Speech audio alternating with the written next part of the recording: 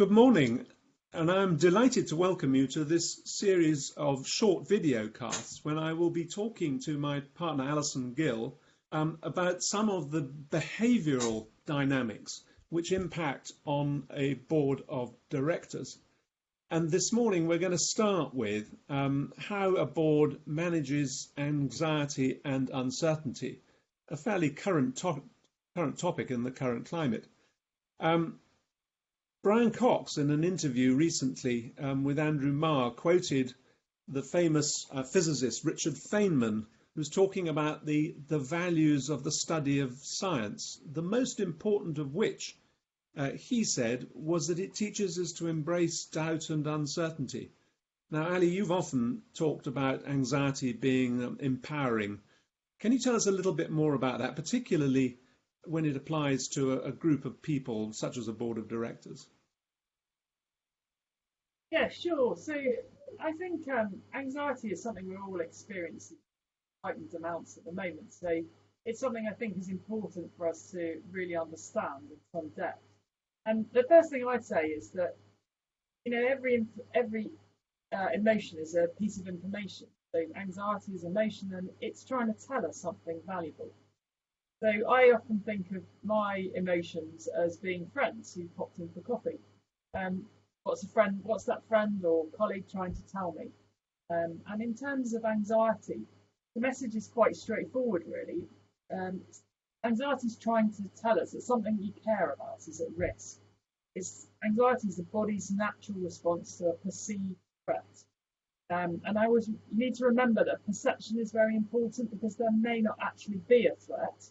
And particularly at the moment, if you think about the level of uncertainty, our perception is that there may be a threat, but we don't really know what that threat looks like or whether it is.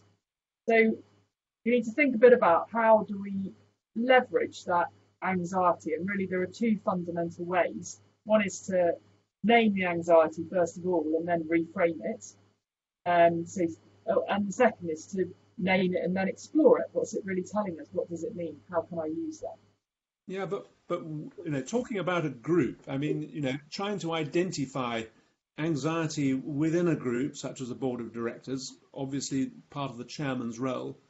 And so how does he recognise that? And then how does he harness that as an emotion within the group? So I think this is really about emotion intelligence, isn't it? And emotion intelligence is the capacity to blend thinking and feeling to help decision making. And the chairman's job is obviously to facilitate the board to be as effective as it can be in decision-making situations. And so chairs need to really think very carefully about emotion being a piece of information. And scanning the boardroom, different information, different signs will indicate that people are feeling anxious or really feeling the uncertainty.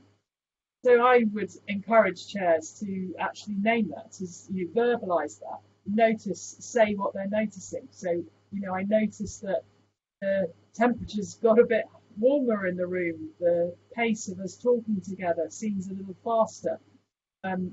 Why, what are people feeling anxious about? So that question, first of all, of naming the anxiety and asking the people what they're feeling and how does it feel is really important. It's a really small step to go from I'm feeling anxious to, well, actually, I feel a sense of frustration or I feel a sense of anticipation. Just that slight shift can make the conversation change in the boardroom.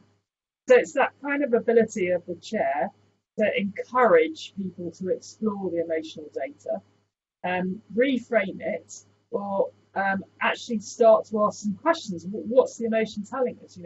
Why does this matter to us? Yeah, but I mean, anxiety can be a sort of an embarrassing feature, something you're a little bit ashamed of in some ways. So I'm just wondering whether, that it is something one should hide or conceal or run away from or confront. Of course, we've known for quite a long time that we thought for quite a long time, really, that cognition, rational decision making, is the most important thing. We talk in business, don't we, about actually we need to be rational and logical in how we make decisions. But actually, we know from a lot of research now that that's not true. So if you look at the science around studying brain damaged patients, for example, people who the emotional centres in their brain are damaged, what we find is that their decision making becomes very impaired because they can't access the emotional knowledge they have in their brains. It literally prevents them from making decisions. So emotions like anxiety can be damaging if they're not handled well. And in the current situation, I think a lot of directors will be feeling anxious. They're perhaps feeling a little bit of despair personally, or for the people around them, for their organisation. And if we don't acknowledge it and work with it as something which can give us insight, then what happens is it actually derails us much worse. So it makes us feel less optimistic, a little bit depressed, quite worried. There's a big difference between worrying and thinking. What we want are boards that think, not boards that worry. Alison, thank you very much. That's great and very interesting.